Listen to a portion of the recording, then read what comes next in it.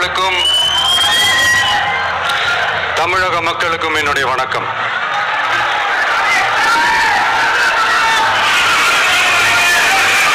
நம்ம குடும்ப உறவுகளை இழந்ததுனால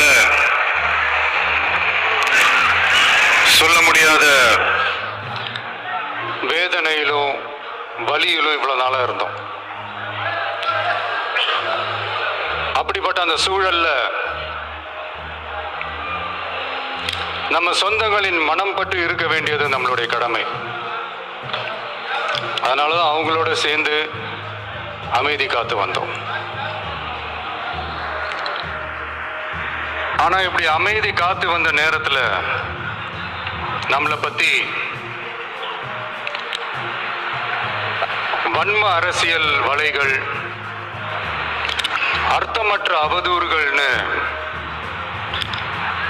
இந்த மாதிரி நிறைய விஷயங்கள் நம்மளை பத்தி பின்னப்பட்டன, பரப்பப்பட்டன. இது எல்லாமே சட்டம் மற்றும் சத்தியத்தின் துணை கொண்டு துடைத்து எறிய தான் போறோம்.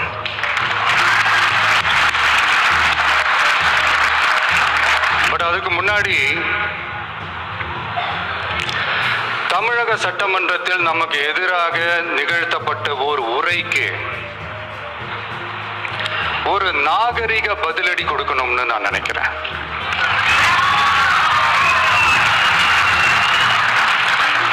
அரசியல் செய்ய விருப்பமில்லை, அரசியல் செய்ய விருப்பமில்லைன்னு அடிக்கடி சொல்ற முதல்வர் நம்மளை குறிப்பிட்டு பல்வேறு அவதூறுகளை பதிவு செய்வதன் வாயிலாக பெருந்தன்மையை பேரளவில் மட்டுமே பேசும் முதல்வர் 15/10/2025 அன்னைக்கு தமிழக சட்டமன்றத்தில் நமக்கு எதிராக பேசிய பேச்சில் எவ்வளவு வன்மத்தை கக்கியுள்ளார் என்பதையும், எப்படிப்பட்ட ஒரு அரசியல் செய்ய முயல்கிறார் என்பதையும் தமிழக மக்கள் உணராமலா இருப்பாங்க.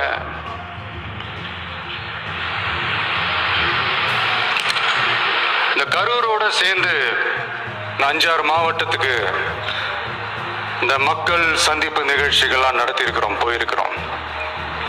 அங்கெல்லாம் இந்த லாஸ்ட் மினிட் வரைக்கும் எங்களுக்கு அந்த இடம் கொடுப்பாங்களா மாட்டாங்களா, பெர்மிஷன் தருவாங்களா மாட்டாங்களா, இப்படியே இழுத்து அடிச்சுக்கிட்டு இருப்பாங்க. நான் நாகப்பட்டினத்தில் சொன்னது மாதிரி தான், நாங்கள் ஒரு இடம் செலக்ட் பண்ணி கேட்போம், மக்கள் நல்லா ஸ்பேஷியஸாக நின்று பார்க்குற மாதிரி. பட் அவங்க அதையெல்லாம் ரிஜெக்ட் பண்ணிட்டு மக்கள் நெருக்கடியோடு நின்று பார்க்குற மாதிரி ஒரு இடத்த செலக்ட் பண்ணி எங்களுக்கு கொடுப்பாங்க. இது டிஃபால்ட்டாக எல்லா இடத்துலையும் இந்த ஒரு ஆர்கியூமெண்ட் நடந்துட்டு இருக்கோன்னு வைங்க.